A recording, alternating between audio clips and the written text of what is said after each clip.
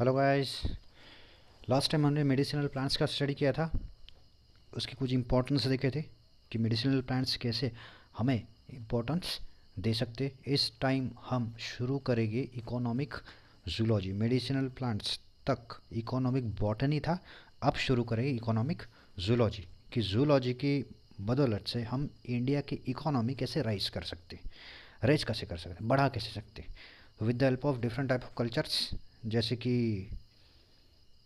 Pisciculture, fish culturing, हैन culturing, या फिर poultry और एपीकल्चर। इन सारे हेल्प से हम इंडिया की इकोनॉमी बढ़ा सकते हैं। तो कैसे बढ़ा सकते हैं देखते। जब भी हम कोई एनिमल को अपने पास रखते तो उसको यानी उसका केयर करते, उसको खाना देते, उसके जब बच्चे होंगे तो उनको भी पालते, उनकी इम्प्रूवमेंट देखते और उनका यूज़ हम हमारे काम के लिए कर लेते। यानी कोई भी, तो उसी क्या कहेंगे, एनिमल हस्बेंड्री। अगर बैल होगा तो बैल के साथ गाय भी होंगी, तो गाय को हम क्या करेंगे, दूध के लिए यूज़ करेंगे। अब दूध के लिए यूज़ करेंगे तो उसकी प्रोजनी भी बढ़ेंगी, इसलिए हम वहाँ पे बैल भी रखेंगे। तो ये जो है ये क्या है, इसमें हम उनका यूज़ करवा ले रहे। तो ऐसे जो एनिमल्स होंगे उनसे हम जो यूज़ करवा लेंगे उसे क्या कहेंगे, लाइफ स्टॉक। कि जो एनिमल हमें प्रॉफिट देंगे, जो एनिमल हमें प्रॉफिट देंगे उन्हें क्या कहेंगे, लाइफ स्टॉक्स। तो अगर एग्जांपल देखा जाए तो फर्स्ट एनिमल जो होगा वो डॉग होगा, कुत्ता। कुत्ते को फर्स्ट लाइफ स्टॉक्स कहा गया क्योंकि पहले टाइम कुत्ता ही आदमी के पास रहता था। ऐसे लाइफ स्टॉक बहुत सारे होंगे इंडिया में, जैसे मिल्क प्रोड्यूसिंग एनिमल या फिर मिल्क इंडिंग एनिमल, जैसे काऊ, ये काऊ है, गोट, बफेलो एक्सेट्रा। अंडे अंडे मिलाएंगे जो एनिमल्स, हैन, डक या फिर ड्रॉट एनिमल्स, म्यूल, डोंकी। यानी ड्रॉट एनिमल्स मतलब कि उनका यूज़ हम हेवी वर्क्स के लिए कर सकते हैं। या फिर जनरल यूटिलिटी एनिमल्स यानी शो पीस के लिए रखे होंगे, डॉग्स या फिर कैट्स। या फिर डॉग्स हम क्या करते हैं कि जो बोलते हैं ना, लॉक अपने गेट का होता है, अगर कोई अंदर आना चाहे तो भी आ नहीं सकता कुत्ते को देख के।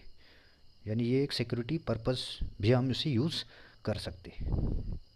और cat as a showpiece भी रख सकते घर में। अब देखेंगे कल्चर्स, कौन से कल्चर्स हम ले सकते हैं। पहला फिशरीज। अब फिशरीज में दो टाइप के कल्चर्स होंगे, एक तो एक्वाकल्चर, दूसरा पिसिकल्चर। एक्वाकल्चर मतलब एक्वाटिक प्लांट्स और एनिमल को रेयर करना, मतलब उनका प्रोडक्शन लेना। इसमें प्लांट्स भी आएंगे, एनिमल्स भी आएंगे। एग्जांपल लेंगे फिशेस, प्रॉन्स, क्रैब्स, मोलुस्क या फिर अलगी। अलगी भी प्लांट्स होगा कि जिनका हम प्रोडक्शन ले सकते हैं एक्वाकल्चर में। पिसिकल्चर ये एक्वाकल्चर का एक पार्ट होगा। पिसिकल्चर मतलब सिर्फ रेयरिंग ऑफ फिशेस, सिर्फ फिश का प्रोडक्शन लेना। अब इसमें यूटिलाइजेशन करेंगे हम फ्रेश वाटर के फ़िश, मरीन वाटर के फ़िश या फिर ब्रैकिश वाटर के फ़िश। कौन से भी फ़िश हम यहाँ पे प्रोडक्शन ले सकते हैं। अब फ़िश प्रोडक्शन में इंडिया ये सेकंड लार्जेस्ट कंट्री होगा, सेकंड लार्जेस्ट नेशन होगा। अब इंडिया में अगर एडिबल फिशेस देखे जाए तो मेजर क्रॉप्स होंगे रोहू, कटला। ये हो गए फ्रेश वाटर जो नदी के पानी से मिलाए जाएंगे, इनमें कांटे बहुत ज़्यादा होंगे। और इल, ये मरीन एनिमल्स, इसमें कांटे कम होंगे। माइनर क्रॉप्स अगर देखा जाए तो काल्स बसु, ये फ्रेश वाटर होगा, या फिर हिल्सा, ये मरीन वाटर कैटेगरी में आएगा। अगर हम देखे जाए ये जो कल्चर है ये क्या है, एक्वाकल्चर। ये है एक्वाकल्चर। और एक्वाकल्चर की हेल्प से हमने क्या किया है, पिसी कल्चर को डेवलप किया है। फ़िश यूज़ किस किस के लिए करेंगे हम, अगर फ़िश खाएंगे तो मोस्टली हमें विटामिन ए और डी बहुत ज़्यादा कंटेंट में मिलने वाला है। क्यों, क्योंकि फ़िश एक, फ़िश में एक कैटेगरी होता है कॉड फिश। तो कॉड फिश के लीवर में विटामिन डी सबसे ज़्यादा पाया जाता है। तो विटामिन डी तो मिलेगा, लेकिन विटामिन ए भी उनके बॉडी से हमें मिलेगा। या फिर एशियन ग्लास, ये एक प्रोडक्ट होगा कि जो ब्लैडर से मिलाया जाएगा, गॉल ब्लैडर से, ये गॉल ब्लैडर है, गॉल ब्लैडर से मिलाया जाएगा फिश के गॉल ब्लैडर से जब एशियन ग्लास निकालेंगे तो इसका यूज़ हम वाइन और बियर को क्लियरिफाई करने के लिए करेंगे। यानी उनपे जो इम्प्योरिटीज़ होंगी उसे निकाल लेंगे, उसका जो कलर होगा वो क्लियर करेगा एशियन ग्लास। ये सारे होंगे फिशरीज। इससे हम क्या करेंगे, इंडिया का इकोनॉमी रेज कर सकते। अब इसमें दिया है ये कि सेकंड लार्जेस्ट नेशन होगा, तो सेकंड लार्जेस्ट नेशन मतलब बहुत सारा प्रोडक्शन इंडिया में होता है इसका। नेक्स्ट देखेंगे पोल्ट्री। पोल्ट्री मतलब rearing of fowl, ducks, geese, turkey pigeon, ये सारे बर्ड्स को रेयर करना, ये सारे बर्ड्स को पालना, किसके लिए, अंडे के लिए या फिर मीट के लिए। अब मीट जो देंगे वो क्या होंगे, ब्रॉयलर्स, ये होंगे ब्रॉयलर्स। और जो एग्स देंगे, अंडे के लिए हम उन्हें पालेंगे, वो क्या होंगे, लेयर्स, ये मोस्टली फीमेल्स होंगे। ये अगर इकोनॉमी देखा जाए तो इंडिया 6 रैंक पे आता है पूरे वर्ल्ड में एग्स प्रोडक्शन में या फिर मीट प्रोडक्शन में। अब सिर्फ इसका रेयरिंग करना ये पूरा इम्पोर्टेंस ही नहीं दिखा था इसमें, इसका यूटिलाइजेशन करना या फिर इसका केयरिंग करना सबसे ज़्यादा इम्पोर्टेंस ही दिखाता है। केयरिंग किस लिए, क्योंकि इनको बहुत सारे डिसीज़ भी फॉर्म्स होते हैं। अब देखेंगे रानीखेत, इसे न्यू कैसल डिसीज़ भी कहेंगे।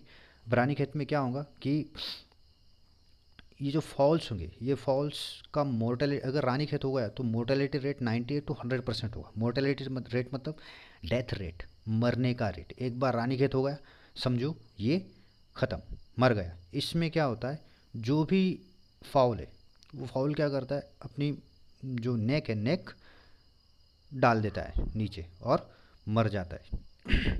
ये किसी भी एज ग्रुप में हो सकता है, यानी छोटे बच्चे से लेके बड़े एडल्ट तक भी ये हो सकता है फाउल्स में, पक्षियों में या फिर पोल्ट्री बर्ड्स में।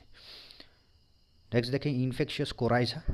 ये डिसीज़ मोस्टली पानी जैसा सब्सटेंस बहेगा नाक और आँखों से।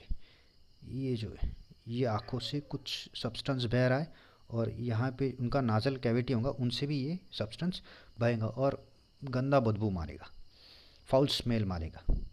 इससे क्या होगा, एक्यूट रेस्पिरेटरी प्रॉब्लम्स उसमें होगा और जो आइज़ होंगे वो बड़े हो जाएंगे, यानी ऐसे, या आइज़ स्वलन भी होगी और इन्फ्लामेटेड भी होगी। इससे भी ये डेथ हो सकता है, लेकिन इस पे इलाज है। रानीखेत पे भी इलाज है, अगर इलाज नहीं किया तो मोर्टेलिटी रेट बढ़ जाता है। थर्ड अगर देखेंगे तो बर्ड फ्लू, इसमें देखा था हमने एवियन इन्फ्लुएंजा, इसे कहेंगे, जो बर्ड्स में पाया जाएगा फ्लू। ये कॉज करेगा H5N1 वायरस। अब H5N1, इसमें H क्या है, N क्या है, ये आप मुझे कमेंट में बताओगे। 5-1 ये स्ट्रेंड्स हो गए। नेक्स्ट देखेंगे एपीकल्चर, मतलब बी कीपिंग्स, हनी बीज, रिलेटेड टू हनी बीज। इसमें क्या आएगा, रेयरिंग ऑफ हनी बीज with the help of maintenance of hives को मेंटेन करना है और उनसे क्या करना है, प्रोडक्शन करना है हनीज का और बी वैक्स का, हनीज का और बी वैक्स का। अब बीज ये हो गए कॉलोनियल इंसेक्ट, कॉलोनी में रहेंगे, झुंड में रहेंगे। सोशली पॉलीमॉर्फिक इंसेक्ट्स होंगे, यानी इनमें बहुत सारे कैटेगरीज होंगी, सोशली काम करेंगे लेकिन बहुत सारे कैटेगरीज इनमें प्रेजेंट होगी। कैटेगरीज होंगी तो कैटेगरीज लेबर के वाइज होगी, इनमें डिवीजन किया है लेबर्स का कि कौन कौन काम करेगा, कैसा कौन काम करेगा। अब इनमें 3 कैटेगरीज बनाए, क्वीन, ड्रोन और वर्कर्स। क्वीन, ड्रोन और वर्कर्स, ये वाला क्वीन, ड्रोन और वर्कर्स, 3 कैटेगरी यहाँ पे बनाया गया है। अगर क्वीन का देखेंगे तो क्वीन क्या है, सबसे बड़ा होगा। क्वीन का हाइट अगर देखेंगे तो ये मोस्टली 2 सेंटीमीटर तक होगा। 2 सेंटीमीटर मतलब झुंड में सबसे बड़ा ये दिखेगा। ये बड़ा दिखेगा क्योंकि इसका मेटाबॉलिज्म ज़्यादा होगा। क्यों, क्योंकि ये फीड करेगा रॉयल जेली को। अब रॉयल जेली ये खाएगा तो इसका जो तबीयत है वो स्ट्रांग रहेगा। इसका लाइफ स्पैन मोस्टली 2.5 ईयर्स तक होगा, 2.5 साल तक ये जी सकती है। ये इसका काम है सिर्फ अंडे देना, ओनली लेज द एग्स। इसका काम क्या है, जब बाहर जाना, हनी कलेक्ट करना, ये काम नहीं है इसका। इसका काम क्या है, झुंड में रहना और झुंड में अंडे देना, बस। दूसरा जो ड्रोन है, ड्रोन जो होगा वो फीमेल से छोटा होगा। फीमेल से छोटा होगा मतलब 1.5 सेंटीमीटर के इसका हाइट हो सकता है। ये फर्टाइल मेल होगा, यानी ये रिप्रोड्यूस कर सकता है। 1.1 to 2 मंथ्स इसका लाइफ स्पैन होगा। इसका काम कॉपुलेशन करना, कॉपुलेशन करने के बाद ये मर जाता है। मोस्टली इसका काम क्या होगा, कॉपुलेशन करना। इनका जो क्वांटिटी है हाइव्स में ये कम होगा ड्रोन्स का, लेकिन सबसे ज़्यादा क्वांटिटी जो होगा वो वर्कर्स का होगा। वर्कर्स ये सबसे छोटे होंगे, फीमेल्स ही होंगे, या फिर मेल्स भी हो सकते हैं, स्मॉलेस्ट स्टराइल फीमेल या फिर मेल स्टराइल होंगे, मतलब ये रिप्रोड्यूस नहीं हो सकते। रिप्रोड्यूस नहीं हो सकते मतलब इनकी जो सेल्स होंगे, सेल्स में 16N यानी एक्स में कितना होगा, 16N यानी हाफ क्रोमोजोम प्रेजेंट होंगे, और हाफ क्रोमोजोम से ही वो क्या होंगे, डेवलप हो गए। हाफ और हाफ दोनों मिल के 32 एन्स बनेगा और ये डेवलप होगा, लेकिन ये स्टराइल होगा। डेवलप फ्रॉम अनफर्टिलाइज्ड एग्स, ऐसे एग्स होंगे कि जो फर्टिलाइज नहीं हुए, यानी 32N नहीं होगा, डिप्लॉयड नहीं होगा, ये हैप्लॉयड ही क्रोमोजोम इसमें प्रेजेंट होगा। इसका लाइफ स्पैन होगा 6 वीक्स तक, 6 वीक्स तक होगा। इसका काम जो होगा वो हनी और बी वैक्स को कलेक्ट करना। जो फ्लावर में से हनी निकालेंगी वो मोस्टली काम कौन करेगा, वर्कर्स बीज करेंगे। अब अगर देखा जाए तो इंडियन डोमेस्टिकेटेड स्पेसीज दो तरह के होंगे, अपिस मैलिफेरा और अपिस इंडिका। अपिस मैलिफेरा ये थोड़ी बड़ी होंगी और अपिस इंडिका छोटी होगी। ये जो ये अपिस मैलिफेरा और ये अपिस इंडिका, इन दोनों में डिफरेंस ये होगा कि इनकी एब्डोमेन साइज़, ये जो एब्डोमेन साइज़ डिफरेंट होगी दोनों की। अगर ये हनी कलेक्ट करेंगे तो डायरेक्ट हनी तो फॉर्म नहीं होगा, ये इसे फॉर्म करेंगे। तो पहले ये क्या करेंगे, अगर ये फ्लावर में से नेक्टार कलेक्ट करेंगे। अब नेक्टार में मोस्टली क्या होगा, सुक्रोज। नेक्टार में मोस्टली सुक्रोज होगा। ये सुक्रोज उनकी सलाइवा में मिक्स होगा। अब सलाइवा में मिक्स होगा तो ये सुक्रोज डिवाइड होगा डिफरेंट टाइप के कंपोनेंट्स में, जैसे लेवलोज, डेक्सट्रोज, माल्टोज और शुगर्स। लेवलोज इसमें 38.9% होगा, डेक्सट्रोज 21.28% होगा, माल्टोज और अदर शुगर्स मोस्टली 8.81% ये होगा। लेवलोज और डेक्सट्रोज ये सबसे ज़्यादा क्वांटिटी में इसमें होगा। हनी का मोस्टली पीएच एसिडिक होगा, 3.9 to 6 तक हो सकता है पीएच। और बी वैक्स अगर देखा जाए तो ये प्रोड्यूस होगा इनके हाइपोडर्मल ग्लैंड से। हाइपोडर्मल ग्लैंड्स मतलब स्किन के ऊपर जो ग्लैंड रहेंगी, इससे जो वर्कर बीज शिफ्ट करेंगे, उस जब भी ये कलेक्ट कुछ करके लाएंगे तो जब हनी शिफ्ट करते रहेंगे तो ये प्रोड्यूस करेंगे वैक्स उनके एब्डोमेन से। जो एब्डोमेन पे हाइपोडर्मल ग्लैंड्स होंगी, इस ग्लैंड से वो वैक्स प्रोड्यूस करेगी। ये wax mostly yellowish to greyish brown colour में होगा, देखा होगा। हाइव्स जब होगा तो वो ब्राउन कलर में दिखेगा। हाइव्स कुछ धब्बे भी दिखेंगे येलो येलो कलर के। ये वाटर में इनसोल्यूबल रहेगा, लेकिन ऑर्गेनिक सॉल्वेंट में सोल्यूबल रहेगा।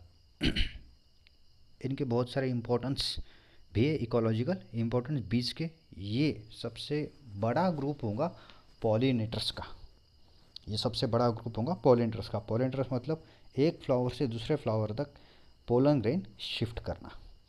पोलन ग्रेन्स इस फ्लावर से ले गए और अगले फ्लावर के इस पे स्टिग्मा पे वो शिफ्ट करेंगे। जब ये प्रोसेस होगा तो फ्रूट फॉर्म होगा, फ्रूट फॉर्म होगा तो सीड फॉर्म होगा, सीड फॉर्म होगा तो नया जनरेशन फॉर्म होगा। यानी प्लांट्स का वैरायटीज़ या फिर प्लांट्स का पॉपुलेशन बढ़ाने में ये सबसे ज़्यादा हेल्पफुल रहेगा। अगर फिशरीज, पोल्ट्री और एपीकल्चर में कोई प्रॉब्लम होगा तो कमेंट कर सकते हो। सारे वीडियोस देखने के लिए आप इस लिंक पे जा सकते हो। ये सिंबल भी है बायो अड्डा का। नेक्स्ट लेक्चर होगा इकोनॉमिक जूलॉजी पे। इसके बाद जो कल्चर्स होंगे वो हम इकोनॉमिक जूलॉजी पार्ट 2 में देखेंगे, जैसे सेरिकल्चर, लैक कल्चर या फिर पेयल कल्चर। Thank you and